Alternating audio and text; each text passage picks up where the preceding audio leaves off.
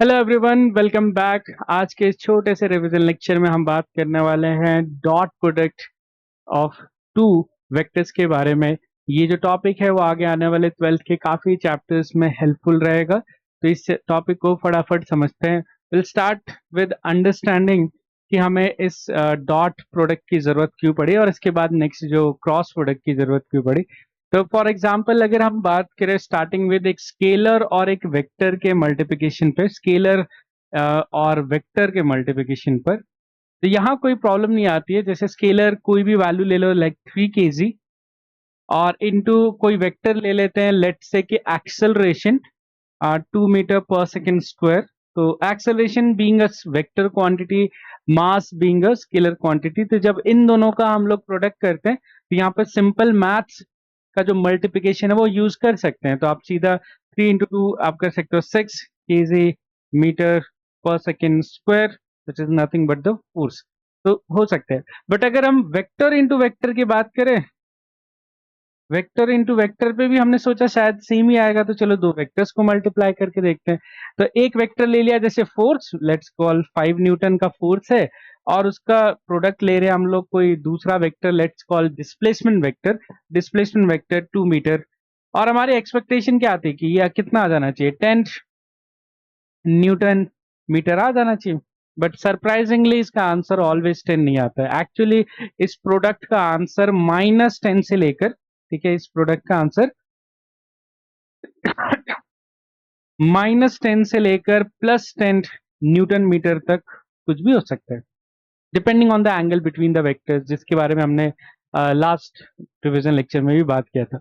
तो फिर इसका एक्चुअल आंसर हम कैसे निकाले, क्योंकि इसकी वैल्यू -10, -9, 0 भी हो सकती है, इवन 0 भी हो सकती है, 1 2 3 अप टू 10 कुछ भी हो सकता है। तो कैसे फिगर आउट करें कि इसका एग्जैक्ट प्रोडक्ट क्या होगा, तब हमने डॉट प्रोडक्ट और क्रॉस प्रोडक्ट, दो टाइप के नए रूल्स बनाए वेक्टर्स को प्रोडक्ट लेने के लिए। तो आज हम उनमें से एक प्रोडक्ट की बात करेंगे जिसको हम बोलते हैं स्केलर प्रोडक्ट या डॉट प्रोडक्ट, क्योंकि इसमें प्रोडक्ट का जो सिंबल है वो डॉट की तरह यूज किया जाता है, इसलिए इसको डॉट प्रोडक्ट भी बोला जाता है। अब डॉट प्रोडक्ट हम कब यूज करते हैं, ऑब्वियसली दो वेक्टर होना चाहिए जिनका आपस में प्रोडक्ट होना चाहिए, बट ये भी इंश्योर करना पड़ता है कि उनका प्रोडक्ट जो हो रहा है, प्रोडक्ट होने के बाद एक स्केलर आंसर आना चाहिए, तभी हम डॉट प्रोडक्ट यूज करते हैं। तो अगर हमारा वेक्टर का वेक्टर के साथ प्रोडक्ट करने के बाद, वेक्टर का वेक्टर के साथ प्रोडक्ट करने के बाद स्केलर आए, तब हम वेक्टर्स के बीच में क्या करते हैं, डॉट प्रोडक्ट करते हैं। इसका एग्जांपल जो है अभी थोड़ी देर में देता हूं मैं। तो कैसे किया जाता है इसको तो लेट्स से हमारे पास दो वेक्टर है A and B, we have two vectors A and B, और इनके बीच का एंगल जो है वो थीटा है। तो एक बार पिछला रिवीजन लेक्चर भी जरूर देख लेना थीटा की अंडरस्टैंडिंग के लिए, क्योंकि आप कोई भी एंगल को थीटा नहीं ले सकते, आपको एक प्रॉपर कैलकुलेशन चाहिए एंगल बिटवीन टू वेक्टर्स के। तो let's say the theta is the angle between A vector and B vector. तो इन दोनों का जो प्रोडक्ट होगा, या मैं मोर एक्यूरेटली जो डॉट प्रोडक्ट होगा या स्केलर प्रोडक्ट होगा, तो स्केलर प्रोडक्ट के लिए हम लोग डॉट सिंबल यूज करते हैं, इसीलिए इसको डॉट प्रोडक्ट भी बोला जाता है। तो ए वेक्टर और बी का स्केलर प्रोडक्ट जो होगा, that will be equal to A B cos theta. This is the value of the dot product of two vectors. यहाँ देख सकते हो सिंपली सिर्फ a इंटू बी नहीं हो जाता, उसके साथ एक cos थीटा का भी टर्म आता है, जिसकी वजह से इसकी वैल्यू जो है वो जरूर एग्जैक्टली a और b के बराबर नहीं आता है। It depends on the angle between two vectors, ठीक है। और ये जो फाइनल रिजल्ट आया है वो स्केलर है, ठीक है। ये जो फाइनल रिजल्ट आएगा ना डॉट प्रोडक्ट होने के बाद, वो स्केलर आएगा। तो जब भी हम डॉट प्रोडक्ट करते हैं उसके बाद जो फाइनल आंसर आता है वो एक स्केलर क्वांटिटी होता है। इसका एग्जांपल है हमारे पास, जैसे कि वर्क डन। तो हमें पता है कि वर्क डन इक्वल टू क्या होता है, फोर्स और डिस्प्लेसमेंट का प्रोडक्ट होता है ना। वर्क डन क्या होता है, फोर्स एंड डिस्प्लेसमेंट का प्रोडक्ट होता है, बट फोर्स वेक्टर है, डिस्प्लेसमेंट वेक्टर है, और उनका प्रोडक्ट होने के बाद वर्क क्या है, स्केलर क्वांटिटी है। इसलिए हम लोग फोर्स और डिस्प्लेसमेंट के बीच में डॉट प्रोडक्ट करते हैं या स्केलर प्रोडक्ट करते हैं वर्क डन के कैलकुलेशन के लिए। तो ये एक रियल एग्जांपल है डॉट प्रोडक्ट का, जहां पे यूज करते हैं। आगे भी और कई जगह पे यूज होगा, अपने प्रीवियस कई सारे चैप्टर में भी इसको यूज किया होगा। चलो आपको इसकी कुछ प्रॉपर्टीज के बारे में बात करते हैं जो हमें याद होना चाहिए, जिनके ऊपर क्वेश्चन बेसिकली डिपेंडेंट होता है। पहला तो एंगल डिपेंडेंस होना इस प्रोडक्ट का। जनरली जो मैथमेटिकल मल्टीप्लिकेशन होता है उसमें तो कोई एंगल डिपेंडेंसी नहीं होता है, बट इस वेक्टर या स्केलर प्रोडक्ट में डिपेंड करता है एंगल के ऊपर। तो अगर एंगल आपका लेस देन 90 है या अक्यूट एंगल है, तो आपका जो प्रोडक्ट आएगा पॉजिटिव आएगा। ठीक है, आपका जो प्रोडक्ट होगा डॉट प्रोडक्ट वो पॉजिटिव आएगा फॉर ऑब्वियस रीजन, क्योंकि कॉस थीटा पॉजिटिव होगा। अगर आपका थीटा जो है वो ग्रेटर देन 90 है, ठीक है, ऑब्ट्यूस एंगल है, तो इस केस में कॉस थीटा 90 होगा और आपका जो डॉट प्रोडक्ट है वो भी क्या आएगा, नेगेटिव आएगा। तो जैसे मैंने बताया ये प्रोडक्ट पॉजिटिव एंड नेगेटिव दोनों हो सकता है डिपेंडिंग ऑन एंगल कितना है। तो लेस देन 90 के लिए पॉजिटिव, ग्रेटर देन 90 के लिए नेगेटिव। तो व्हाट अबाउट, है ना, 90 के लिए क्या होगा? तो 90 का रूल है dot product of two perpendicular vectors are always zero. तो 90 का तो बहुत अच्छे से क्लियर है, क्योंकि अगर थीटा दो वेक्टर्स में 90 है तो कॉस थीटा की वैल्यू जो हो जाएगी वो, या कॉस 90 की वैल्यू ऑटोमेटिकली कितनी हो जाएगी, जीरो। और उस केस में डॉट प्रोडक्ट भी जीरो आ जाएगा। तो 90 से कम है तो पॉजिटिव, 90 से ज्यादा है तो नेगेटिव, और 90 है तो जीरो। ये बहुत ही इंपॉर्टेंट प्रॉपर्टी है डॉट प्रोडक्ट की जो यूज में आती है। ठीक है, तो for two perpendicular vectors the dot product is always zero. हमारे पास कई सारे ऑलरेडी दो परपेंडिकुलर वेक्टर्स है, जैसे famous perpendicular vector like I और जे और के, ये तीनों आपस में म्यूचुअली परपेंडिकुलर वेक्टर्स है। तो अगर मैंने आई का डॉट प्रोडक्ट किया जे के साथ तो जीरो आएगा क्योंकि दोनों परपेंडिकुलर है। जे का डॉट किया के साथ तो भी जीरो आएगा। अगर के का डॉट किया आई के साथ तो भी जीरो आएगा, क्योंकि all these vectors are perpendicular to each other. ठीक है, चलो इसके अलावा रेंज की बात कर लेते हैं कि डॉट प्रोडक्ट की वैल्यू कहां से कहां तक बिलोंग कर सकती है। तो जैसे मैंने अभी बताया कि किसी भी टू वेक्टर्स का जो डॉट प्रोडक्ट है उसकी मैक्सिमम वैल्यू ए बी के बराबर हो सकती है, जो उनके मैग्नीट्यूड के प्रोडक्ट के बराबर है। और जो सबसे मिनिमम वैल्यू हो सकती है वो माइनस ए बी के बराबर हो सकती है। ठीक है, मिनिमम वैल्यू किस में हो सकती है, माइनस ए बी। तो मैक्सिमम वैल्यू तब आता है जब एंगल जीरो हो, ऑब्वियस सी बात है पैरेलल वेक्टर्स के लिए। और मिनिमम वैल्यू क्या आता है एंटी पैरेलल वेक्टर्स के लिए, 180 डिग्री के लिए आपका जो है वो मिनिमम पॉसिबल डॉट प्रोडक्ट आएगा। ठीक है, बाकी बीच में एक जीरो तो है ही। तो नेगेटिव ए बी से लेकर पॉजिटिव ए बी तक आपका प्रोडक्ट हो सकता है जब भी दो वेक्टर का डॉट प्रोडक्ट करते हैं। अब बात करते हैं कुछ कॉमन डॉट प्रोडक्ट्स का। जैसे अगर दो वेक्टर आपस में ही डॉट प्रोडक्ट हो रहे हैं तो वो तो पैरेलल वेक्टर्स हो गए आपस में ही, तो उनकी वैल्यू ए स्क्वायर हो जाता है। अगर दोनों यूनिट वेक्टर है तो ए स्क्वायर का वैल्यू तो वन ही आएगा। ठीक है, और इसी सेम तरीके से आई, जे डॉट जे और के डॉट के की वैल्यू कितना होता है, वन। ठीक है, तो I dot I parallel vectors है तो उनके बीच डॉट प्रोडक्ट करोगे तो कितना आएगा, one, because they are also unit vectors.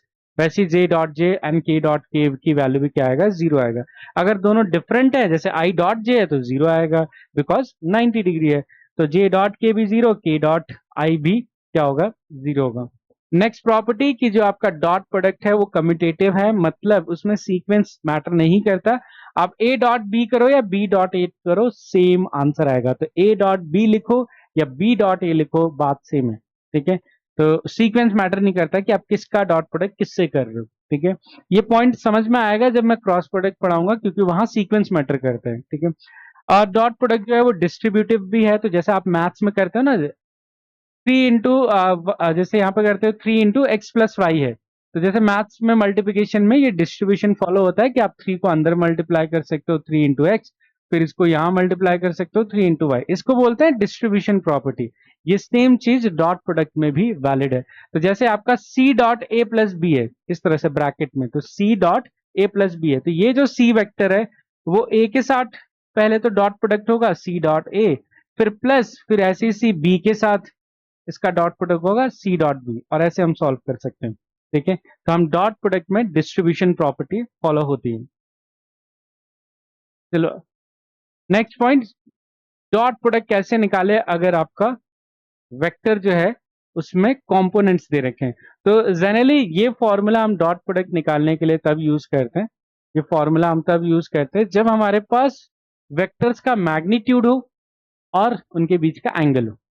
अगर मान लो आप वेक्टर्स का मैग्नीट्यूड नहीं है और उनके बीच का एंगल नहीं है, बट वेक्टर्स जो है वो कंपोनेंट फॉर्म में दे रखे हैं, आई जे कैप का जो कंपोनेंट फॉर्म है उसमें दे रखा है। जैसे ए वेक्टर कुछ ऐसा है, ए एक्स आई कैप, ए वाई जे कैप, ए जेड की कैप, कुछ ए एक्स और ए वाई और ए जेड की कुछ ना कुछ वैल्यू होगा।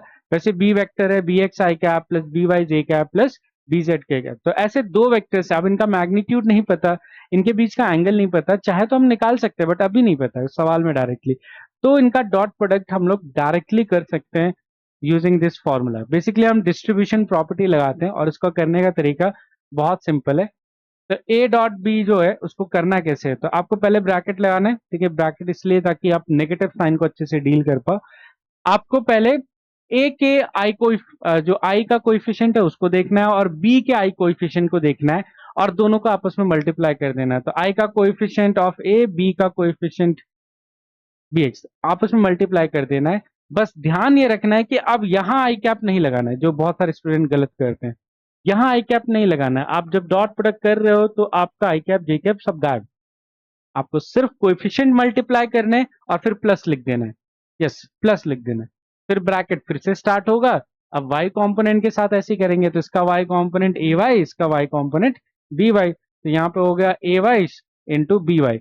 अब फिर से यहाँ पे जे कैप नहीं लिखना है, ठीक है, जे कैप नहीं लिखना है ना, आई जे कैप सब गायब हो जाता है। प्लस अब ऐसे हम लोग z कंपोनेंट के साथ करेंगे, ए जेड इंटू बी जेड, और इससे आपका आंसर आ जाएगा डॉट प्रोडक्ट का। तो जब भी वेक्टर कंपोनेंट फॉर्म में वेक्टर्स दियो तो हम डॉट प्रोडक्ट ऐसे सॉल्व करते हैं। चलो अब हम कुछ एग्जांपल्स कर लेते हैं इसके बेसिस पे, ताकि आपको थोड़ा सा और क्लियर हो जाए। Let's first example, find angle between A and B if dot product equal to under root C A by two. तो आपको दे रखा है A dot B equal to किसके बराबर दे रखा है, root three by two times A B. अब इसको सॉल्व करने के लिए मैं ए डॉट बी को इलेबोरेट करूंगा, तो ए डॉट बी की वैल्यू जो आता है स्केलर फॉर्म में वो कितना आता है, A B cos theta equal to कितना आ जाएगा, root three A by two. ठीक है, बस ये ध्यान रखेंगे थीटा क्या है, जिनका डॉट प्रोडक्ट हो रहा है उनके बीच का एंगल। तो राइट नाउ ये ए और बी के बीच का एंगल है, ठीक है। यहाँ से ए बी दोनों साइड से डिवाइड हो जाएगा, तो कॉस थीटा की वैल्यू आएगा under root three by two. और क्योंकि ये स्टैंडर्ड वैल्यू है तो हमें ऑलरेडी पता है कि थीटा का आंसर कितना आएगा, 30 डिग्री। इसका मतलब ए और बी वेक्टर के बीच का एंगल कितना है, 30 डिग्री। क्या सवाल में यही पूछा है? यस, तो हमारा आंसर हो जाएगा 30 डिग्री। ठीक है, इस तरह से सॉल्व कर सकते हैं। अब हमारे पास दो वेक्टर अगले सवाल में दे रखा है, दो वेक्टर्स और दोनों कंपोनेंट फॉर्म में, और आपको डॉट प्रोडक्ट पूछा है। अब यहाँ पर अगर आप ए डॉट बी को ए बी कॉस थीटा लिखोगे तो सॉल्व तो हो जाएगा बट बहुत टाइम लग जाएगा, क्योंकि आपको ए और बी का मैग्नीट्यूड निकालना होगा, उनके बीच का एंगल। उससे अच्छा है कि आप सीधा कंपोनेंट फॉर्म में सॉल्व करो। ठीक है, कंपोनेंट फॉर्म में कैसे करना है देखो, पहले आई का कोएफिशिएंट देखेंगे, तो यहाँ आई का कोएफिशिएंट 3 है, यहाँ आई का कोएफिशिएंट 4 है, तो दोनों का आपस में मल्टीप्लाई, ब्रैकेट क्लोज। प्लस अगर कोई कोएफिशिएंट नेगेटिव है तो नेगेटिव लेना है, उसको नेगेटिव के साथ ही लेना है। ठीक है, तो जैसे अगर ये -4 होता है तो यहाँ पे -4 लेना होता है। फिर ऐसे ही वाई कोएफिशिएंट के पास आ जाता है, वाई का कोएफिशिएंट यहाँ पे 2 है, यहाँ पे वाई का कोएफिशिएंट 1 है, जहां कुछ भी नहीं लिखा वहां 1 है। सिर्फ जे कैप लिखा है ना, इसका मतलब उसका कोएफिशिएंट कितना है, 1 है। प्लस के वाला, अब क्योंकि यहां पर के का कोएफिशिएंट है ही नहीं तो जीरो ले लेते हैं, यहां पर भी के का कोएफिशिएंट है ही नहीं तो जीरो ले लेते हैं। तो अगर कोई कोएफिशिएंट मिसिंग है आपके वेक्टर से तो उसको आप जीरो ले लेना इस तरह से। तो आप देखो डॉट प्रोडक्ट कितना आ जाएगा, ये 12 plus 2 that is equal to 14 units. ठीक है, इसका डॉट प्रोडक्ट आ जाएगा। चलो अगला सवाल, if the vectors p and q are perpendicular to each other तो find the value of a। अब ये सवाल देख के तो लगता भी नहीं कि ये डॉट प्रोडक्ट है, इसमें तो कहीं लिखा भी नहीं डॉट प्रोडक्ट करना है। बट हमें याद ये रखना है कि जब भी दो परपेंडिकुलर वेक्टर्स का मैटर है कहीं पे भी, पूरे फिजिक्स में कहीं पे भी मैटर है, एक बार तो आपको जरूर सोचना चाहिए कि ये दोनों जो वेक्टर है उनका डॉट प्रोडक्ट जो होगा वो क्या होगा, जीरो होगा। क्योंकि वी नो कि टू परपेंडिकुलर वेक्टर्स का डॉट प्रोडक्ट क्या होता है, जीरो होता है। मे बी इससे आंसर सॉल्व हो या ना हो, बट थॉट जरूर आना चाहिए दिमाग में जब भी आप परपेंडिकुलर वेक्टर्स के साथ डील करो। तो अभी तो ये सवाल इसी से सॉल्व होगा। हम क्या करेंगे, दोनों वेक्टर p डॉट q, ये दोनों वेक्टर का जो डॉट प्रोडक्ट है वो किसके बराबर करेंगे, जीरो के बराबर।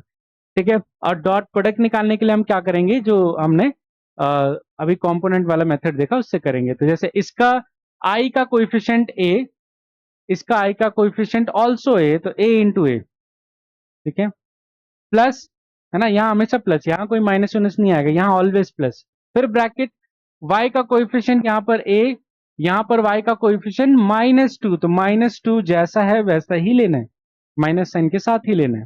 फिर प्लस, अब यहाँ पे j का कोएफिशिएंट 3 और यहाँ पर j का कोएफिशिएंट देखो कुछ भी नहीं लिखा, तो वहां पे कोएफिशिएंट कितना हुआ 1, बट क्योंकि माइनस भी है तो -1, यहाँ पे -1 ये आ गया। इस तरह से आपका डॉट प्रोडक्ट, बस यहाँ आईजे कैप नहीं लगाना है, ठीक है, ध्यान रखना है, डॉट प्रोडक्ट करते टाइम आईजे कैप उड़ जाना चाहिए, and that must be equal to 0 for perpendicular vectors. तो यहाँ से देखो क्या आ गया, ए square -2a -3 equal to 0।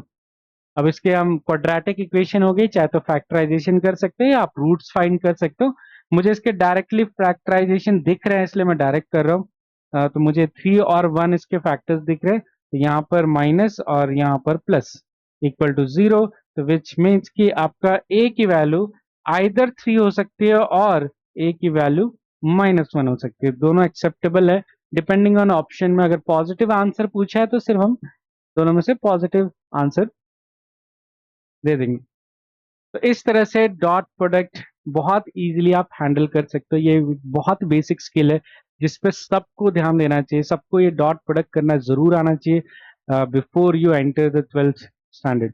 I hope ये वीडियो आपके लिए काफी हेल्पफुल रहा हो। ऐसे ही नेक्स्ट वीडियो में मैं आपके लिए एक क्रॉस प्रोडक्ट लेके आऊंगा, तो तब तक के लिए stay tuned on the channel. Thank you everyone.